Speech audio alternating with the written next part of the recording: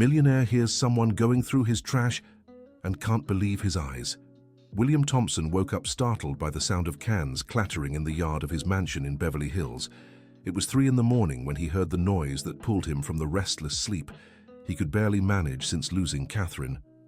Looking through the bedroom window, he saw a figure in an orange uniform kneeling beside the trash container, desperately rummaging through the bags he had placed there that same night.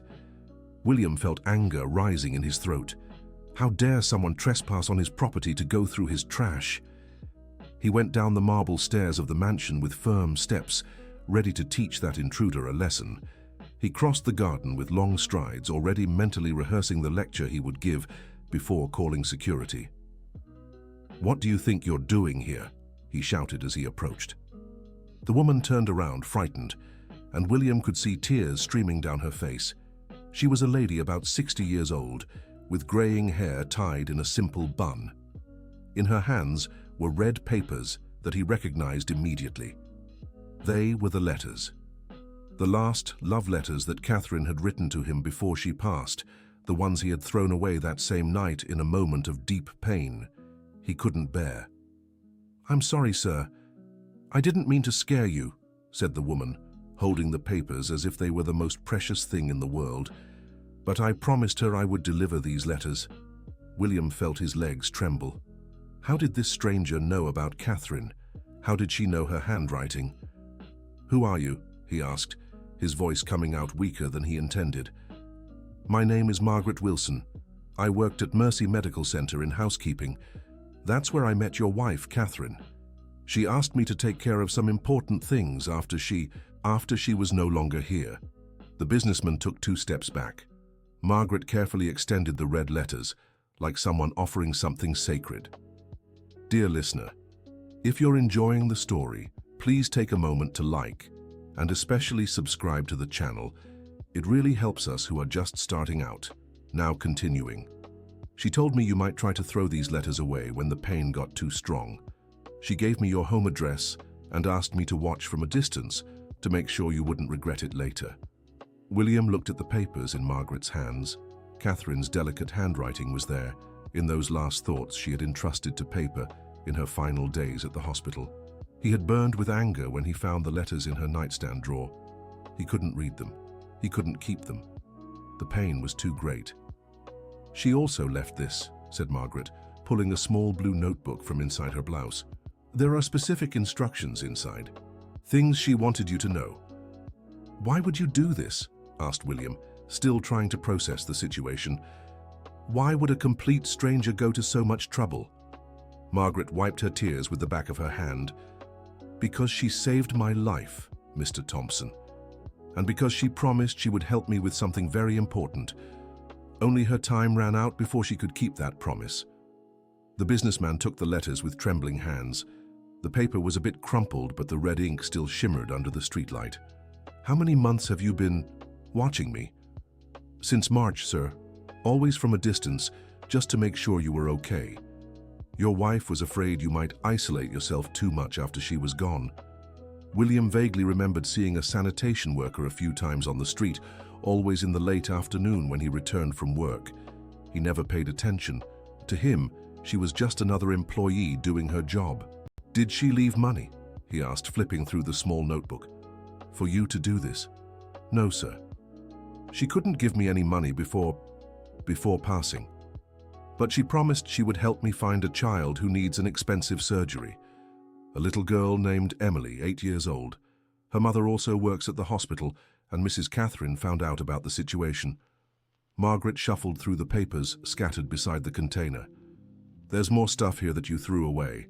Documents, phone numbers, notes. Everything she left to help me find this family." William felt a tightening in his chest. Catherine had always been generous, always helping someone, but he had no idea she kept these secret projects during her last months at the hospital. "Why didn't she tell me any of this?" "Because you were already suffering too much taking care of her. She didn't want to give you more worry. Told me she would explain everything when she got better, but..." Margaret's voice broke. William opened the notebook and saw Catherine's familiar handwriting. On the first page, a list of names and phone numbers. On the second, detailed instructions on how to find the family of little Emily. Margaret, have you tried contacting these people? I tried, sir, but they don't trust me. They think it's a scam when a sanitation worker calls saying she wants to help with money. And I really don't have any money either. Mrs. Catherine said she would leave an amount set aside, but she couldn't tell me where before. William closed the notebook and looked at this woman who had put her life on hold for months to keep a promise to someone who wasn't even family. Come inside, Margaret. Let's talk properly about this. No need, sir. I just wanted to return the letters. I don't want to bother. Come in, repeated William, this time more firmly. Catherine left instructions, and I'm going to follow every one of them. They walked silently to the mansion's entrance. William noticed how Margaret looked at everything with respect, without showing envy or excessive curiosity. It was the look of someone used to working hard for a living. In the living room, he offered water and sat in the leather armchair he usually used to read the newspaper. Tell me everything from the beginning, Margaret. How did you meet my wife? It was in January, sir. I was cleaning the hallway on the 5th floor when I heard her crying in the room. I came in to empty the trash and she asked me if I had family. We started talking and I ended up telling her about my grandson who lives with me. Margaret took a sip of water before continuing. Nathan is 16, but he's special, has Down syndrome. I've been taking care of him since my daughter and since she left 5 years ago. Mrs. Catherine became interested in our story and always chatted with me when I passed by her room. She never told me about you. I think she didn't want to worry you with more things. She always said you already had too much responsibility with the company and with taking care of her. William felt a pang of guilt. It was true that he always arrived at the hospital tense, always thinking about the problems of the construction company he'd run for 20 years. Catherine always welcomed him with a smile, never complained, never said she was bored or sad. And this girl, Emily? How did Catherine find out about her? Emily's mother is Melissa, who works in the hospital's nutrition department. One day, Melissa came to work very downcast and Mrs. Catherine asked what was happening. Then she explained that her daughter needed heart surgery, but the health plan didn't cover it and they didn't have the money. Margaret nervously fidgeted with her blouse. Mrs. Catherine was very moved by the story, said she would find a way to help. She started talking with me about how to do it, without making Melissa feel embarrassed or suspicious. What kind of surgery? It's to fix a heart problem the girl was born with. If she doesn't have the surgery soon, she could have serious complications. The doctor said it costs about 80,000 reis at a private hospital. William Thompson let out a low whistle. It was a steep amount, even for a middle-class family. Did Catherine have that kind of money? She said she had some savings set aside, but I never knew where. When she started getting weaker, she called me one day and handed me this little notebook.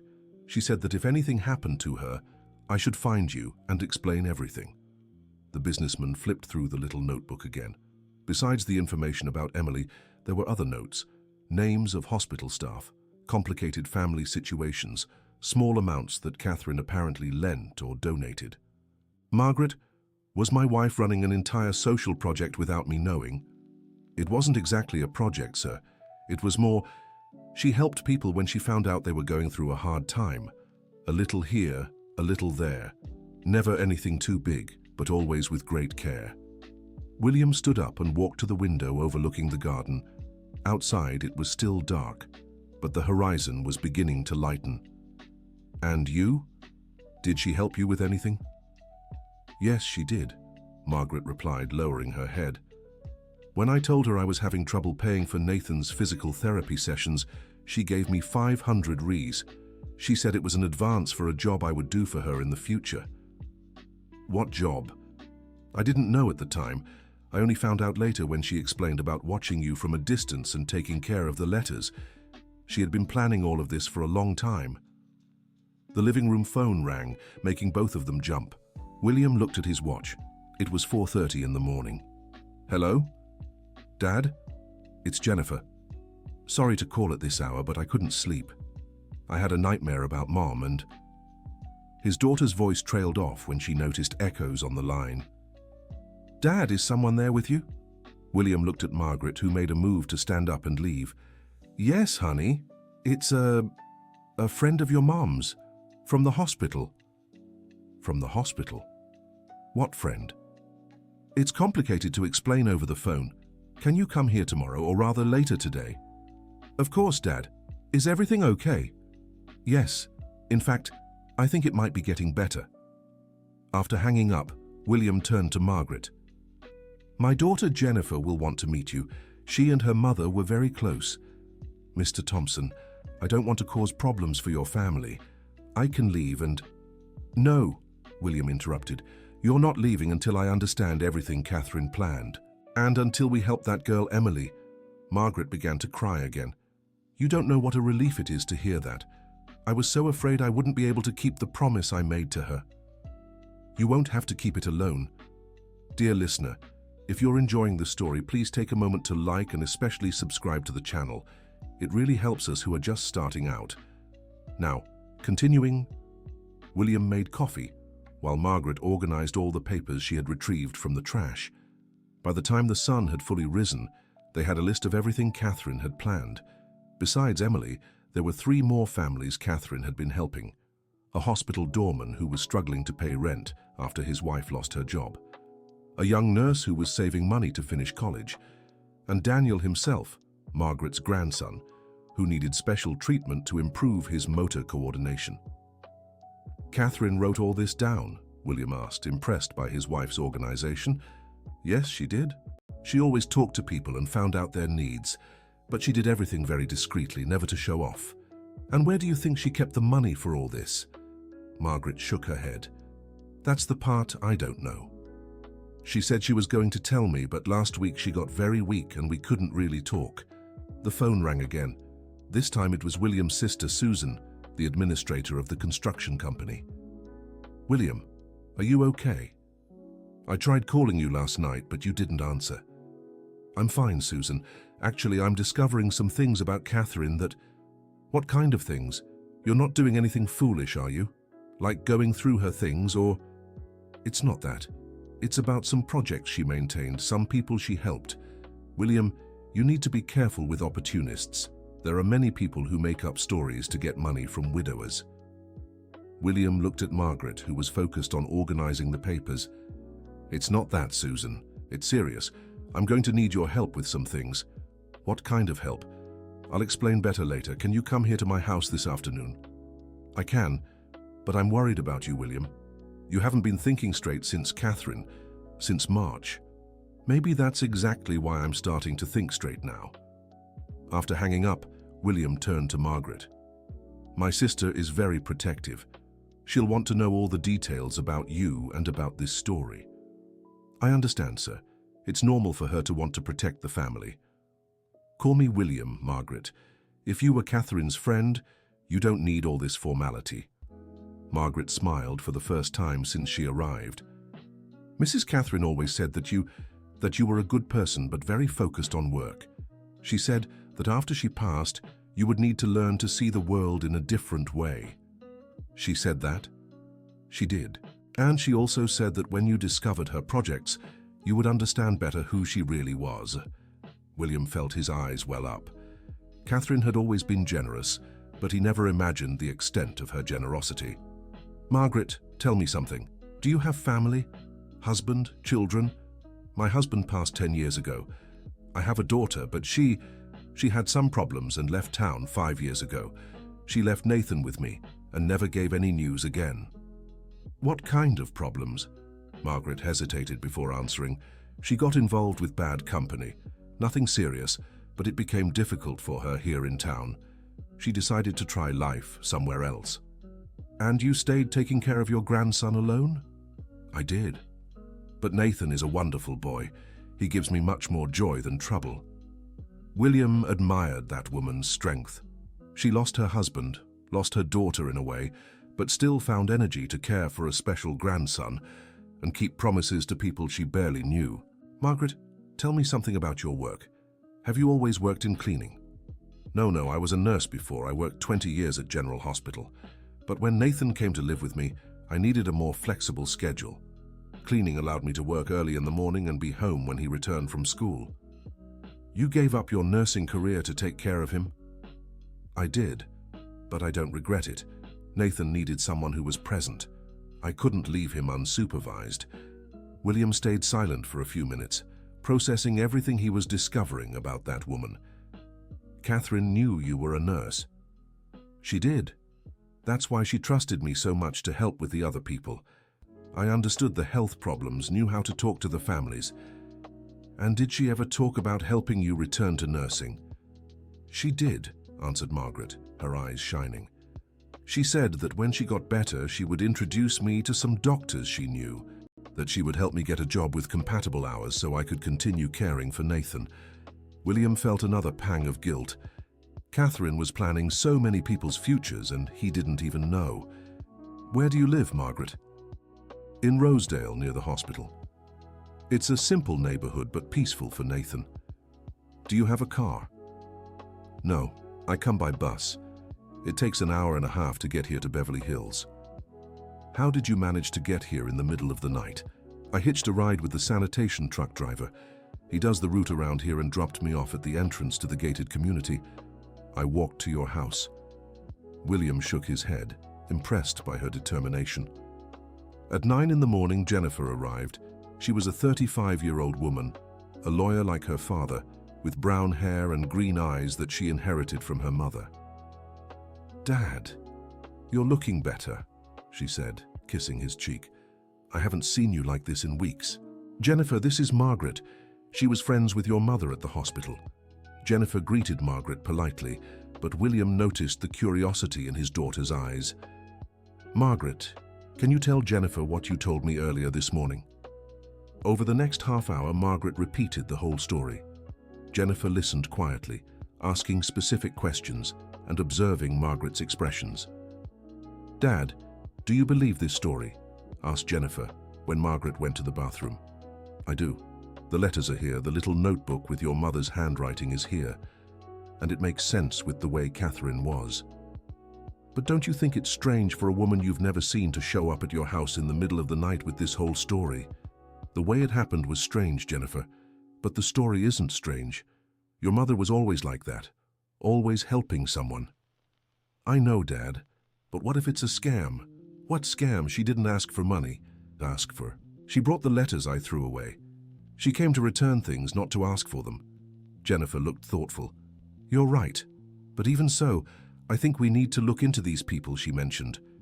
Check if this story about the girl Emily is true. Great idea. Let's do that today. When Margaret returned, Jennifer was more welcoming. Margaret, I'm sorry if I was a bit cold at first. It's just that we have to be careful, you understand? I understand perfectly. You don't even know me. Can we call the hospital now and check some information? Of course, you can call Melissa, Emily's mother. Her phone number is in the little notebook.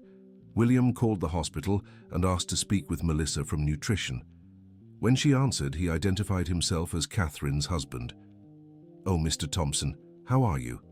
I'm so sorry for the loss of Mrs. Catherine. She was a wonderful person. Thank you, Melissa. I'm calling because I heard about your daughter, Emily. Catherine left some notes about helping with the surgery.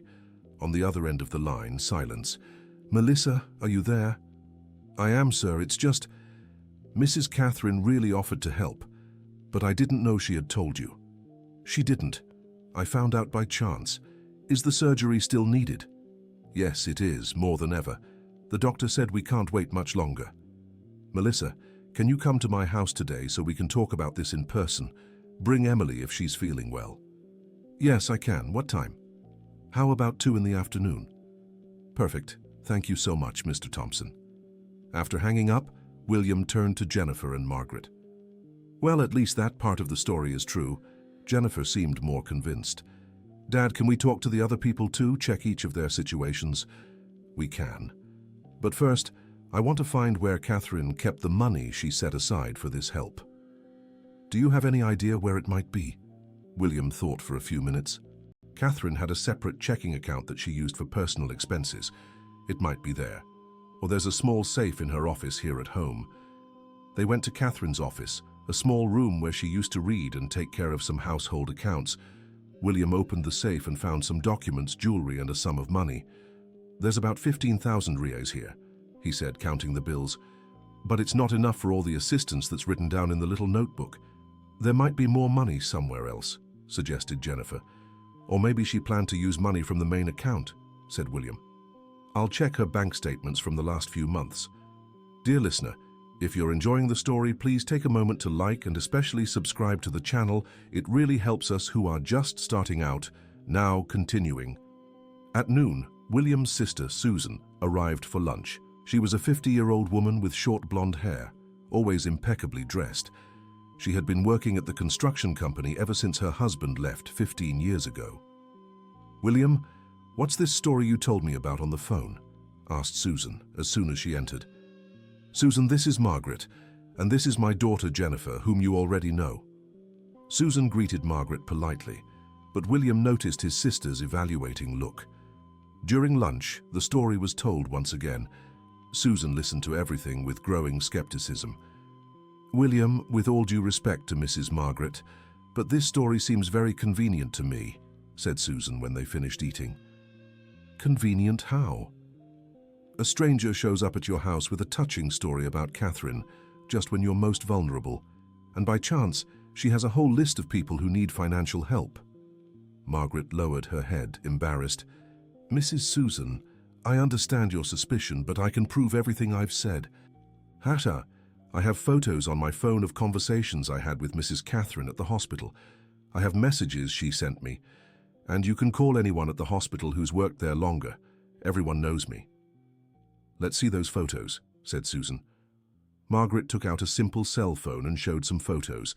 In one of them, Catherine appeared in the hospital bed, smiling next to Margaret. In another, the two were talking in the hallway. These photos could have been taken for any reason, said Susan. Susan, stop harassing the woman, intervened William. She didn't ask for anything. She brought the letters I threw away. Exactly, William. What a coincidence that she happened to be going through your trash just on the night you threw the letters away. It wasn't a coincidence, Margaret explained patiently. I come by here every week since March, always at night, to see if everything is all right. Mrs. Catherine asked me to do that. That's stalking, said Susan. It's not stalking, defended Jennifer. If Mother asked, it's care. Susan got up from the table, irritated. William, you're not thinking straight. You're being manipulated by a well-constructed story. Susan, no, William. I'm not going to stay here and watch you be deceived. When you come to your senses, call me. Susan left the house, slamming the door. Margaret was visibly shaken. Mr. William, maybe it's better if I leave. I don't want to cause problems in your family. Margaret, my sister is very protective. She means well, but sometimes she goes too far. Dad, Aunt Susan has a point, said Jennifer. We need to be careful. Jennifer, are you changing your mind? I'm not changing my mind, but I think we need to investigate more before making any decision. At that moment, the doorbell rang. It was Melissa with her daughter Emily. Melissa was a 40-year-old woman with brown hair tied in a ponytail, wearing the white hospital uniform. Emily was a small girl for an 8-year-old with pale skin but a sweet smile. Good morning, Mr. William. This is my daughter Emily. Hello, Emily. It's nice to meet you. The girl hid behind her mother, shy. Margaret, exclaimed Melissa upon seeing the sanitation worker. It's so good to see you here. Do you know Mr. William? I do. That's how we found out about Emily's situation. Melissa, tell me about Emily's problem, asked William. She was born with a heart defect. We had surgery when she was a baby, but now the doctor says she needs another correction. It's a delicate surgery, but it's not an emergency yet. And how much does it cost? The estimate we got was 82,000 Rs. It's a lot of money for me. It's just me and her. And her father. Melissa looked embarrassed. Her father, he hasn't been present in her life for a few years. William looked at Emily, who was playing with a toy car she brought. Emily, do you know you'll need to have surgery? The girl looked at her mother before answering. I know, Aunt Catherine said she was going to help me. You knew Catherine? I did. She always talked to me when Mommy took me to the hospital. She was really nice. William felt his heart tighten. Catherine had formed a bond with that child and he didn't even know. Melissa, did Catherine ever talk to you about how she was going to help? She did. She said she would get the money for the surgery, but that I didn't need to worry about paying it back. She said it was a gift. And you accepted? I was desperate, Mr. Thompson. I tried to get a loan. I tried to get help from relatives. I tried everything. When Mrs. Catherine offered help, I cried with relief. Jennifer approached Emily. Emily, what do you play at the hospital? I draw. And sometimes Aunt Catherine played dolls with me. Aunt Catherine brought dolls for you. She did. Once she brought a doll that looked like me, with hair just like mine, Melissa confirmed. Mrs. Catherine always brought something to distract Emily when I needed to work and had no one to leave her with. She was very caring. William became more and more convinced that Catherine had planned all of this very carefully and with great affection. Melissa, can you give me the contact information for the doctor who will perform the surgery? I want to talk to him about the procedure. Of course, it's Dr. Robert Miller. He has an office at the Heart Institute. After Melissa and Emily left, William turned to Margaret and Jennifer. Well, another part of the story has been confirmed. Dad, I am convinced that Margaret is telling the truth, but I still think we need to have a plan for all of this. What kind of plan? First, we need to find out if Catherine really set aside money for this help. Second, we need to decide if we are going to follow exactly what she planned or if we are going to do it differently.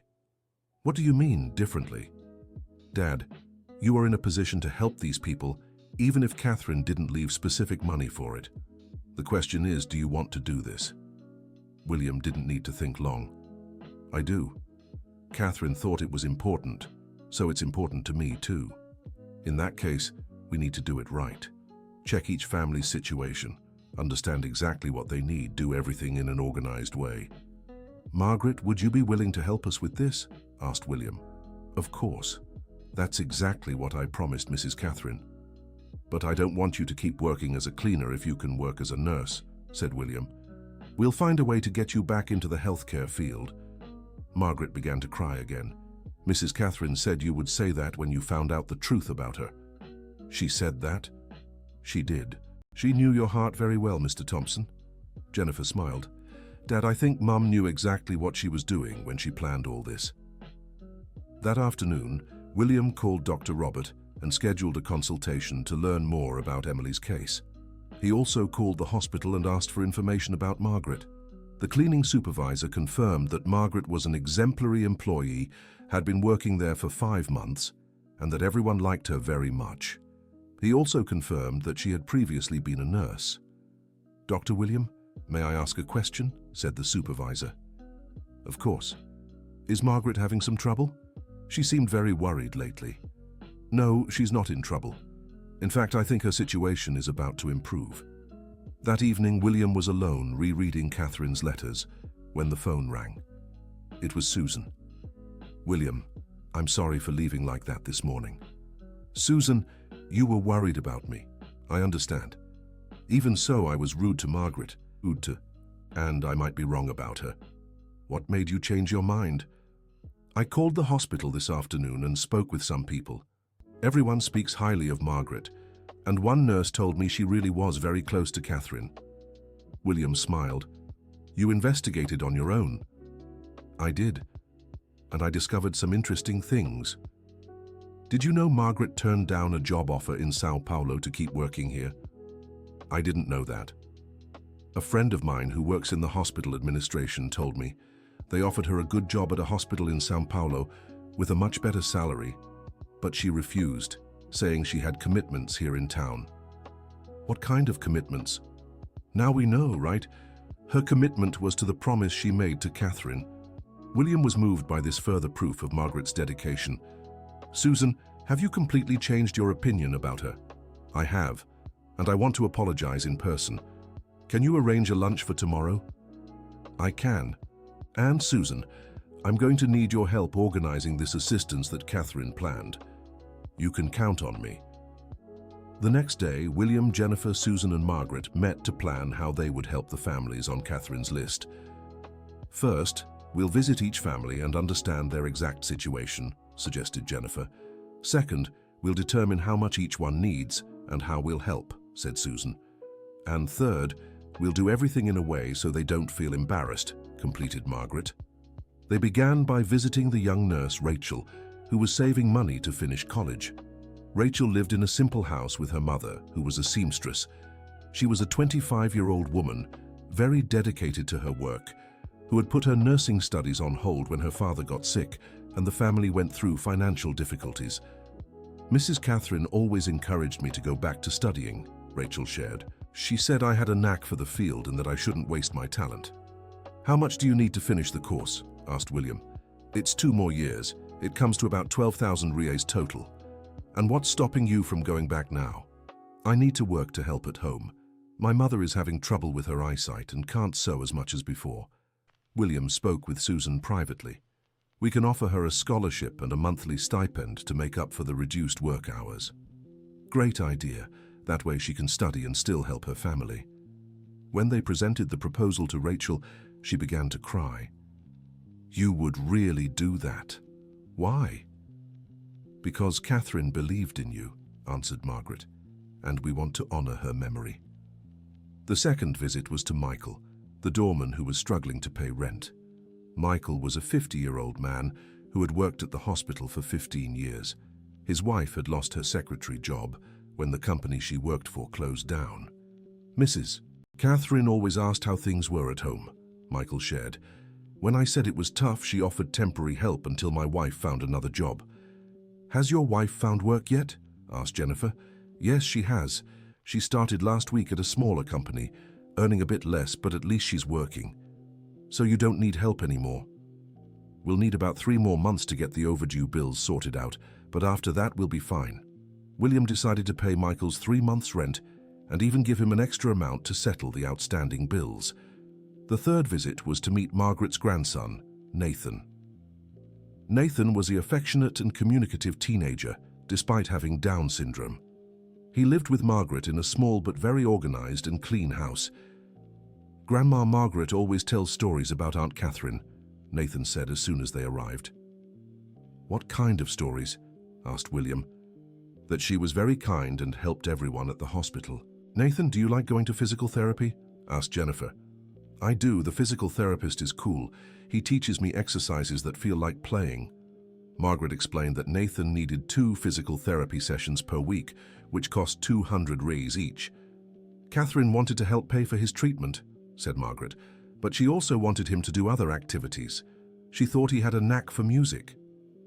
Music? Asked William. Yes. Once she heard him singing in the hospital hallway and was impressed with his voice.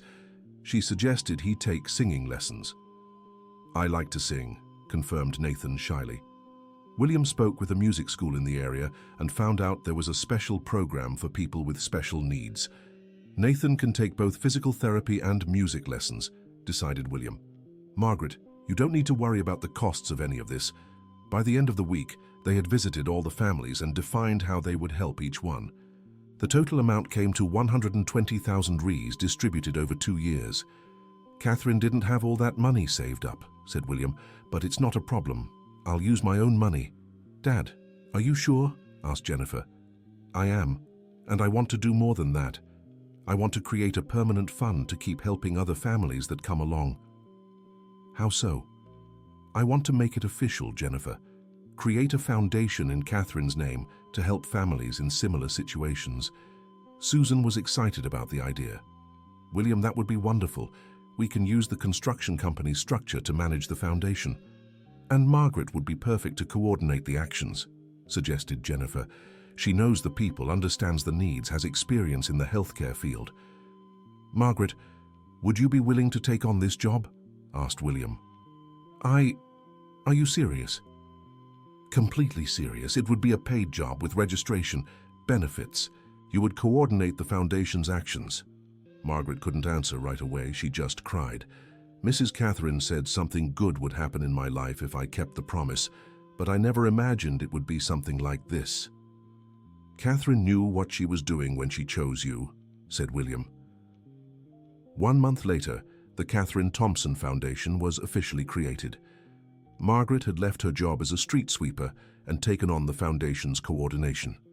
Nathan was attending physical therapy and music lessons. Rachel had returned to college.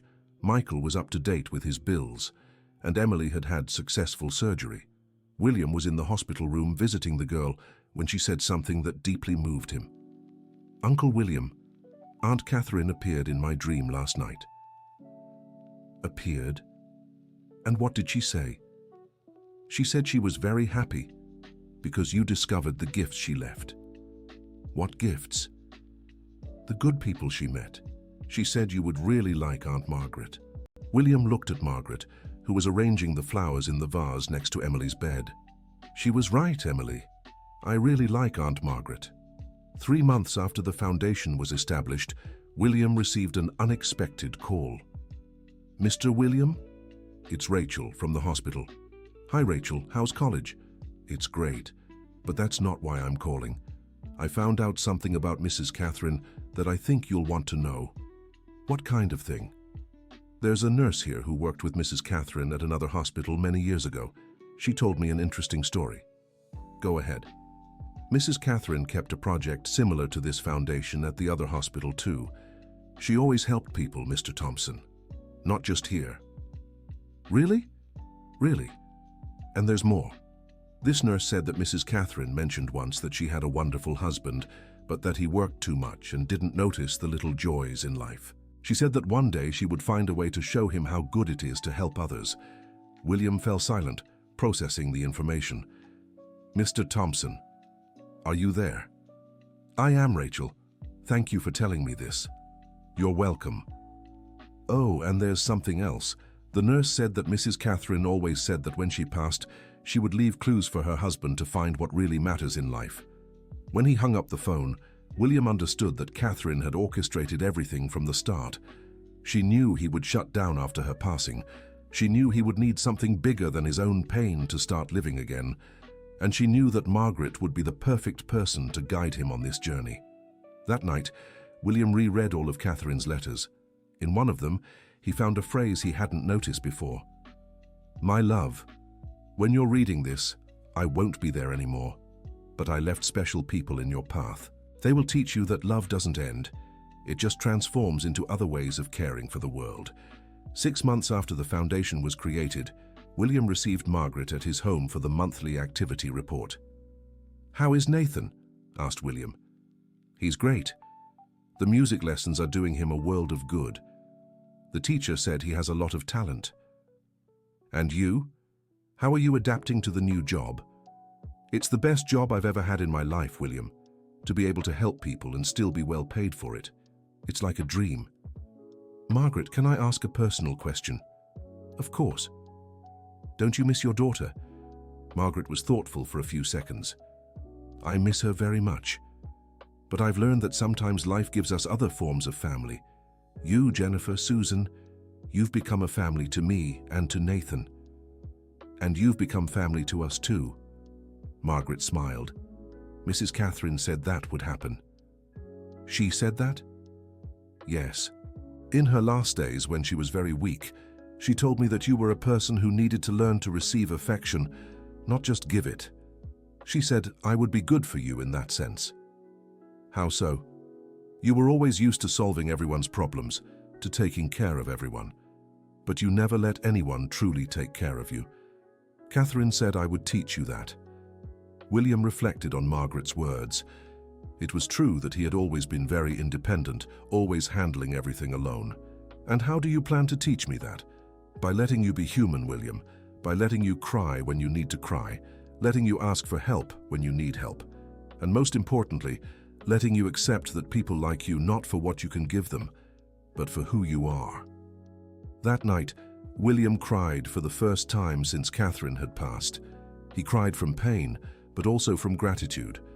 Gratitude for having found a new family. Gratitude for having discovered a new purpose. Gratitude for Catherine having planned everything with such care. 1 year after the foundation was created, they organized an event to present the results to the community. Emily sang a song accompanied by Nathan. Rachel gave a speech about the importance of not giving up on dreams. Michael brought his wife to thank them for the help they received. Catherine would be so proud to see all this, Jennifer said to William during the event. She would. But I think she already knew it would work out. She planned every detail. Dad, can I confess something? Of course. I was afraid you would never be happy again after Mom passed. But looking at you today, I see that not only have you found happiness again, but you've discovered a different kind of happiness. What do you mean, different? Before, you were happy because of your business success, because you achieved things. Now you're happy because you're helping people, because you're part of their lives. It's a deeper happiness. William hugged his daughter. Your mother knew exactly what she was doing when she introduced me to Margaret through those letters. At the end of the event, Margaret approached William with a mysterious expression. William, there's something I haven't told you about Mrs. Catherine. What is it? She left one more thing for you. It wasn't just the letters and the little notebook. What do you mean? She gave me a sealed envelope and told me to give it to you when the foundation completed 1 year. Margaret took an envelope from her purse and handed it to William. She said you would understand when the time came. William opened the envelope with trembling hands. Inside was a letter and a small key. My dear William, if you're reading this letter, it means you followed all the clues I left and discovered the joy of caring for others. I always knew you had a generous heart, but it was hidden behind so much work and responsibility. The key there opens a safe deposit box at First National Bank, branch 1234. Inside the box is a surprise that will ensure the foundation continues to function forever, even after you're no longer here. But the real surprise isn't what's in the box. The real surprise is that you discovered that love doesn't end with a person's departure. Love multiplies when it's shared with others. Margaret was my gift to you, a person who understands caring, who understands sacrifice, who understands true love. I hope you've become a family. You were always the man of my dreams, William. Now you're also the man I always knew you could be. Someone who changes the world, one person at a time. With all my eternal love, Catherine P.S. In the box there's also a deed for a property I secretly bought in the neighborhood where Margaret lives. My dream was to build a community center there. Do you think you can make that dream come true for me? William could barely see the letter through his tears. Margaret, did you know what was in this letter? I didn't know the contents, but Mrs. Catherine told me about the property. She said when you were ready, we would build something very special there. Let's build it, Margaret. Let's build the most beautiful community center this town has ever seen. The next day, William and Margaret went to the bank and opened the safe deposit box. Besides the property deed, there were 500,000 reais in investments and a folder with the complete architectural plans for the community center. She planned everything, William. Even the architecture, said Margaret, flipping through the drawings. Look, there will be a library, music room, medical office, physical therapy room, community kitchen. It's a complete project. And look here, said William, pointing to a plaque at the entrance of the plans. Catherine and Margaret Community Center. What do you mean, Catherine and Margaret? Catherine wanted the center to be named after both of you. Look at the explanation here. Catherine who dreamed, Margaret who made it happen. Margaret couldn't speak for a few minutes. William, I don't deserve this honor. Yes, you do. You gave up your life to fulfill Catherine's promises. You deserve to be remembered forever. The construction of the community center took 8 months. During this period, the friendship between William and Margaret deepened. They spoke every day, planned every detail of the center together, and visited the families assisted by the foundation together. Margaret, can I ask you a question? William said one day while they were supervising the construction. Of course. Do you regret turning down that job in São Paulo? Never. If I had gone to São Paulo, I wouldn't have kept my promise to Mrs. Catherine. And I wouldn't have met all of you. But you could be making more money, having a more comfortable life. William, haven't you understood yet? Money and comfort aren't the most important things in life. What matters is being in the right place, with the right people, making a difference in someone's life. Did Catherine teach you that? Catherine and life. When you lose a husband and a daughter in different ways, you learn that what truly matters are the bonds we build with people. Margaret, can I confess something? Of course. I was afraid that when the center was finished, you would leave, that you'd decide to move on with your life somewhere else. Why would I do that? Because you've already kept all the promises you made to Catherine. You've done everything she asked. Margaret stopped walking and looked at William. William, haven't you understood yet? I'm not here just because of the promises I made to Catherine. What do you mean? I'm here because you all have become my family, because I found a place where I can be useful, where I can use my experience to help others, and most of all, because I discovered that you are a very special person. Margaret, let me finish, William. Catherine told me you were always a good man, but very focused on work, that you needed to learn to live for other things besides professional success. When I started getting to know you, I saw she was right, but I also saw much more than she told me. What did you see? I saw a man with an infinite capacity to love, but who was afraid to open his heart to love again. I saw a man with generosity in his heart, but who needed to learn to express that generosity, and I saw a man who would be a wonderful partner for any woman who could see beyond the surface. William fell silent, processing Margaret's words. Margaret, are you telling me that? I'm telling you that I've learned to love you, William, as a friend first, then as something more, but I know it might be too soon for you. I know Catherine still occupies your whole heart. Margaret, Catherine will always hold a special place in my heart, but that doesn't mean there's no room for other people. Are you sure? William held Margaret's hands. I am. And do you know why? Because Catherine taught me that love doesn't diminish when it's shared. It grows. And I'm sure she would be happy knowing I found someone who understands that. How can you be sure? Because she chose you to teach me how to live again, and if she chose you, it's because she knew you would be perfect for me. On the day of the inauguration of the Catherine and Margaret Community Center, the entire community was present. Rachel, now a nursing graduate working at the center, Michael and his wife, who volunteered to handle security, Nathan, who performed a song he composed especially for the event, Emily, fully recovered from her surgery, helping serve the desserts donated for the party. Dad, you managed to fulfill all of Mum's dreams, said Jennifer, moved. We did it, my daughter. Margaret, you, Susan, all the people who believed in the project. It was a team effort. But you were the one who had the courage to embrace the cause, Dad. You know, Jennifer, at first I thought I was doing all this to honor Catherine's memory. But now I understand that I'm doing it because this is what makes me happy. And what about Margaret? Asked Jennifer with a mischievous smile. Margaret she's my gift from Catherine, and I hope she's also the future we'll build together. During the inauguration speech, William spoke about how a woman going through his trash in the middle of the night had completely changed his life. A year and a half ago, I woke up in the middle of the night to the sound of someone rummaging through my trash. I was furious. How dare someone trespass on my property? I went down to give them a piece of my mind and ended up meeting the person who saved me from loneliness and taught me the true meaning of life. The audience listened in silence.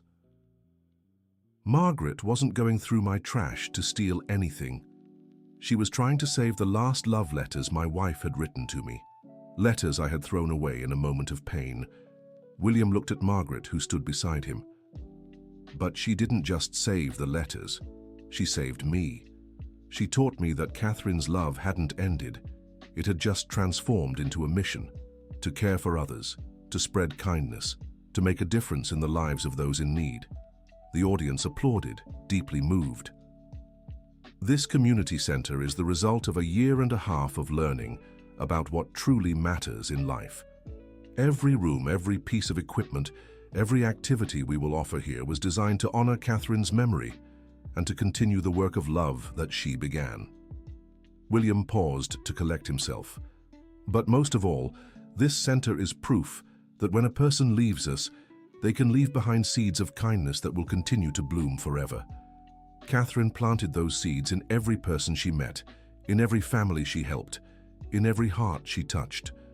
And today, by inaugurating this space, we commit ourselves to continue planting those seeds, to continue caring for one another, to continue spreading the love that Catherine taught us. At the end of the speech, William invited Margaret to cut the inauguration ribbon with him. This center wouldn't exist without you, Margaret. You deserve to inaugurate it with me. William, No arguments. You are the soul of this project. When they cut the ribbon together, to the applause of the entire community, William whispered in Margaret's ear, Catherine would be proud of us. She would, Margaret replied. and I'm sure that wherever she is, she's smiling. End of story. So, what did you think of this story of transformation and love? Wasn't it moving to follow how William discovered the true legacy that Catherine left for him? Do you also believe that the right people come to us at the right time, even in unexpected ways? Tell us in the comments which part touched you the most, and if you know someone who needs to hear a story like this, please share it with them. Thank you so much for your company.